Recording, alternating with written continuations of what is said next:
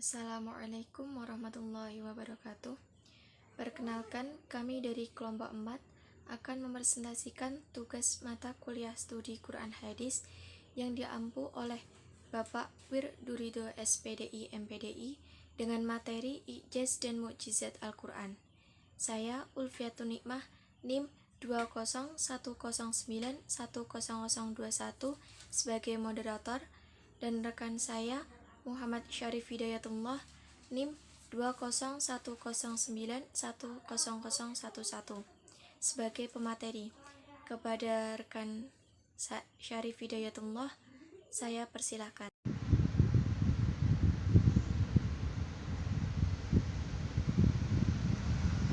Assalamualaikum warahmatullahi wabarakatuh. Selamat pagi menjelang siang semuanya. Gimana kabar-kabar kawanku tercinta? Semoga kalian dapat lindungan dari Yang Maha Kuasa. Di sini saya tidak usah memperkenalkan diri ya, karena kalian semua pasti sudah tahu kalau saya ini mahasiswa terimut di kelas. Sebelum kita memulai presentasinya, alangkah baiknya teman-teman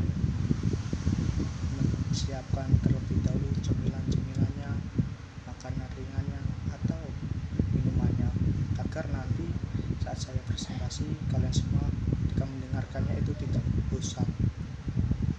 Dan kedua kalinya, sebelum kita mulai presentasi, lebih baik kita berdoa terlebih dahulu agar kita diberikan ilmu yang barokah dan dimudahkan untuk memahami apa yang saya jelaskan nanti. Amin. Di sini saya akan mempresentasikan mukjizat dan ijaz Al-Quran. Ijaz sendiri itu berasal dari kata al-jaza yang terdiri dari 3 huruf, yaitu ain, jim, zal. Yang ditasrifkan yaitu al-jaza, yujizu, ijaz, yang artinya melemahkan atau membuat lawan tak berdaya. Ijaz. Terus mukjizat itu apa? Mukjizat yaitu suatu peristiwa yang luar biasa yang disertai dengan adanya tantangan dan selamat dari perlawanan. Mukjizat. Cara lebih jelasnya begini, suatu peristiwa yang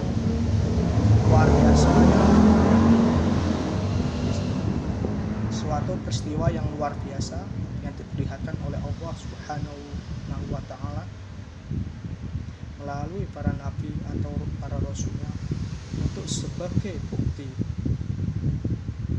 kebenaran pengakuan kenabian atau kerasulan. Contohnya itu sifat Nabi Muhammad SAW itu berupa Al-Quran. Jadi nanti kita jelaskan di unsur-unsur mukjizat saja. Ini yaitu unsur-unsur mukjizat. Unsur-unsur mukjizat itu ada 4, yaitu kejadian luar biasa terjadi pada diri seorang nabi, menjadi bukti kebenaran risalah kenabian atau kerasulan, mengandung unsur tantangan tidak dapat dilawan. Tadi kan contohnya mukjizat Al-Quran, yaitu Al-Quran ini merupakan kalam Allah, diturunkan oleh Allah ke Nabi Muhammad SAW melalui perantara malaikat Jibril. Bisa ucapan tadi sudah mengandung 2 aspek unsur mukjizat, yaitu bisa pada di perang Rasulullah Nabi Muhammad itu bukti bahwa intinya itu merupakan kalam Allah. Kejadian luar biasa dimana ketika turunnya Al-Quran ini jadi peristiwa yang luar biasa. Bukan hanya ketika waktu turun, isi atau kandungan Al-Quran ini terjadi suatu peristiwa yang luar biasa juga. Tentu sama kemudian unsur tantangan yang tidak dapat dilawan. Nanti kita bahas di tahapan tata Al-Quran dan upaya-upaya untuk menandinginya saja, biar kalian lebih tahu. Tahapan tata Al-Quran. Tahapan tata Al-Quran ini ada 3.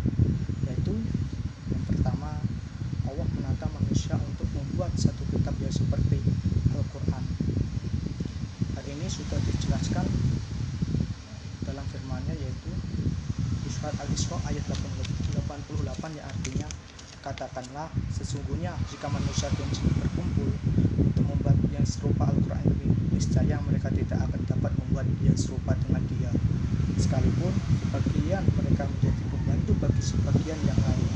Quran surat Al-Isra ayat 88. Saya di sini akan menyimpulkan apa yang saya tangkap dari isi Al-Quran, dari ayat ini. Dan jika apa yang saya sampaikan ini salah, maaf, karena saya juga bukan ahli tafsir juga kan.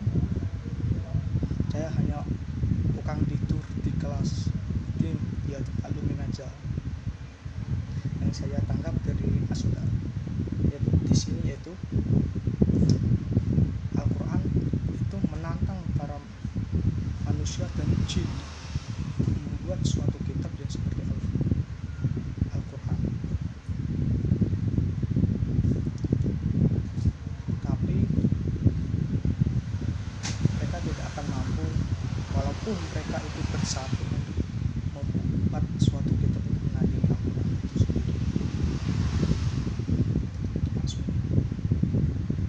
Kedua, yaitu tahapan yang agak lebih ringan lagi, yaitu Allah menantang manusia untuk membuat 10 surat seperti Al-Quran. Sudah dijelaskan dalam firman-Nya, yaitu di surah Al-Hud ayat 13-14. Yang artinya, bahkan mereka mengatakan Muhammad telah membuat Al-Quran itu. Katakanlah, maka datangkanlah 10 surat seumpamanya dan panggillah orang-orang yang kamu sanggup selain Allah, jika kamu memang orang-orang yang benar. Jika mereka yang kamu seru itu tidak menerima seruanmu itu, maka ketahuilah sesungguhnya Al-Quran itu diturunkan dengan ilmu Allah, dan bahwasanya tidak ada Tuhan selain Dia. Maka maukah kamu berserah diri? Quran surat Al-Hud ayat 13-14. Artinya begini, maksudnya begini, Muhammad itu dituduh oleh kaum kafir Quraisy bahwa dialah yang membuat Al-Quran itu sendiri, padahal Nabi Muhammad itu sendiri seorang ummi. Apa itu ummi? Menurut Ibnu Katsir, ummi itu orang yang tidak bisa membaca dan tidak bisa menulis.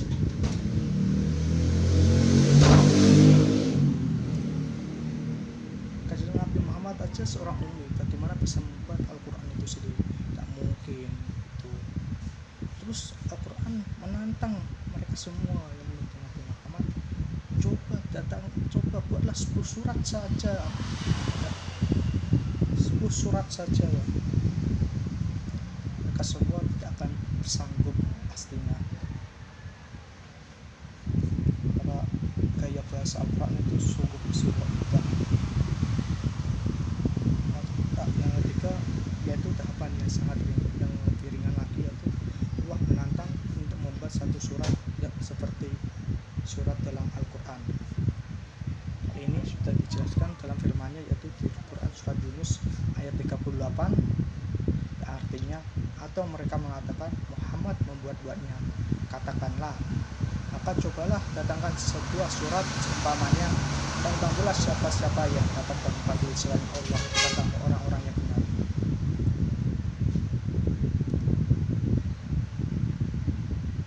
Ini dari ketapan ini saling berkaitan.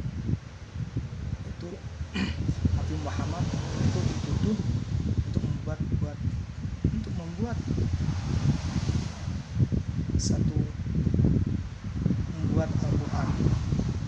Nabi Muhammad itu dituduh dialah yang membuat Al-Quran itu sendiri, padahal kan Nabi Muhammad itu orang yang tidak bisa membaca dan orang yang tidak bisa menulis. Dan juga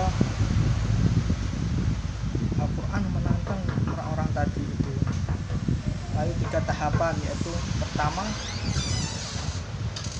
itu mereka disuruh untuk membuat kitab yang berbahasa Al-Quran. Terus lebih ringan lagi, disuruh membuat 10 surat saja yang menyerupai Al-Quran. Lebih ringan lagi, karena mereka tidak bersatu, lebih ringan lagi. satu surat saja, ya, seperti dalam Al-Quran, mereka saja masih gak sanggup.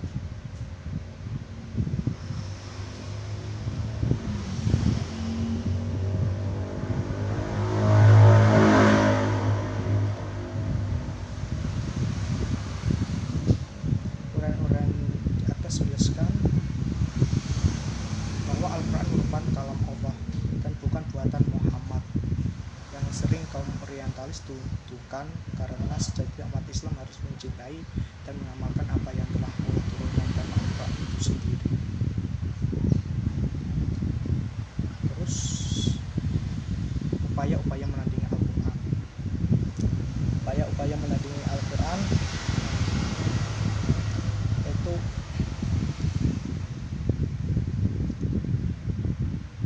pemimpin Quraisy waktu itu mengutus Abu Al-Walid, yaitu siapa Abu Al-Walid itu? Abu Al-Walid itu merupakan tokoh seorang pujangga yang terkenal pada masanya. Saking terkenalnya dia, tidak ada yang bisa menandingi syair-syair beliau ini. Dia diutus untuk membuat suatu karya sastra dari Al-Quran. Kenapa membuat karya sastra? Bukan membuat lagu atau membuat cerita atau membuat apa? Ya, karena dia ini adalah seorang sastrawan, ya, bukan seorang musisi. Pastinya ya tentang sastra lah, syair-syair. Arab terkenal dengan syair-syair yang begitu indah. Ketika Abu Al-Walid ini berhadapan dengan Rasulullah, waktu itu Rasulullah sedang membaca surat Al-Fussilat. Dan apa yang terjadi epiknya yaitu Abu Al-Walid tercengang, terkagum. Dia baru mendengarkan sebuah lantunan atau bahasa yang begitu indah sekali selama hidupnya. Dia kembali ke kaumnya yang tengah hampa dan menjelaskan bahwa dia tidak sanggup untuk membuat suatu karya sastra yang menandingi Al-Quran. Dia menyerah.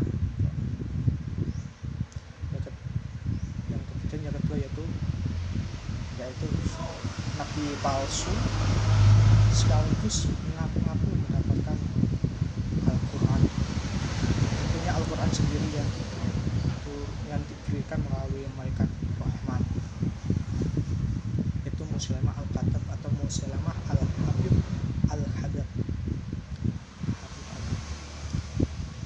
Waktu itu Musailamah membuat syair-syair untuk menandingi suatu kalam Allah yang baru aja turun, yaitu Al-Asr sampai 3.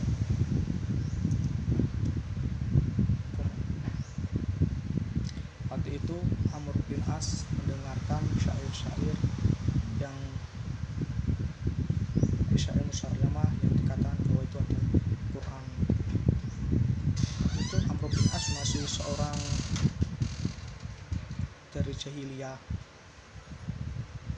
tapi dia berkata sesungguhnya itu bukanlah wahyu, tetapi itu hanyalah syair-syair buatan manusia itu sendiri. Dan sesungguhnya lah kamu sudah berdusta, wahai Musailamah.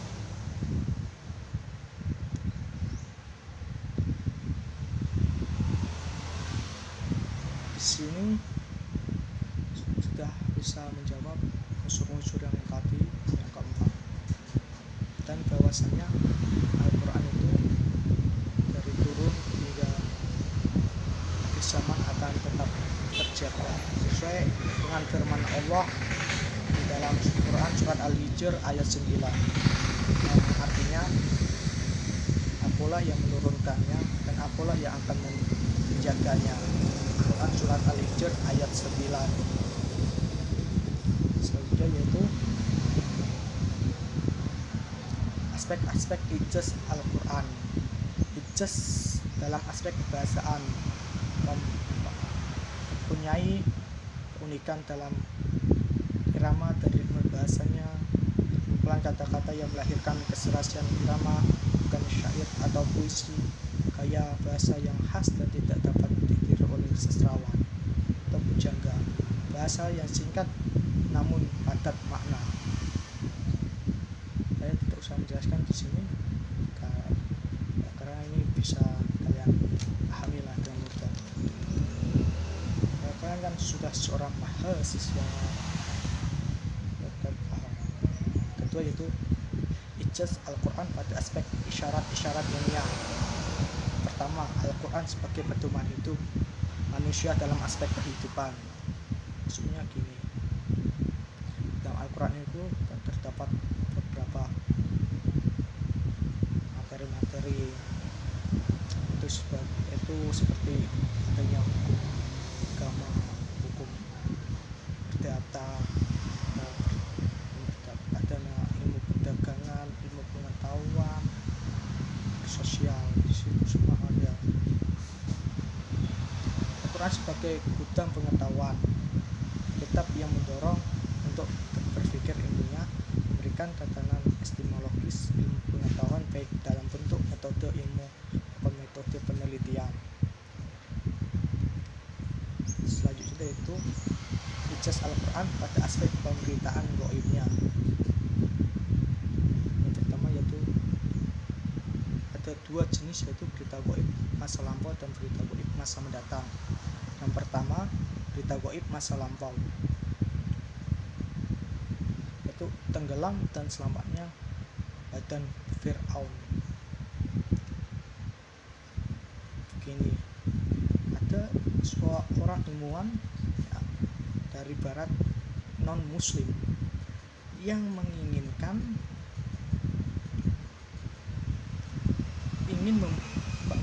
ingin membuktikan kebenaran Al-Quran gitu.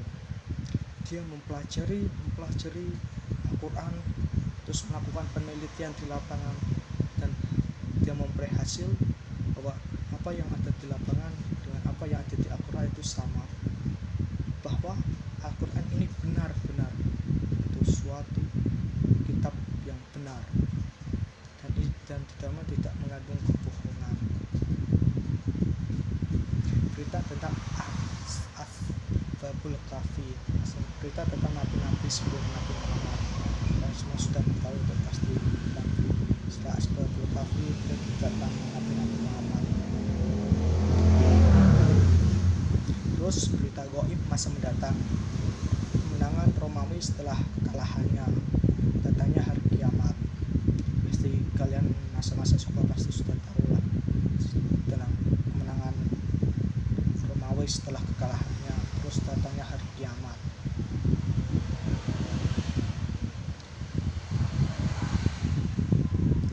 Cukup sekian yang bisa saya sampaikan. Kalau ada kata yang kurang berkenan di hati kalian semua, kita mohon maaf sebesar-besarnya.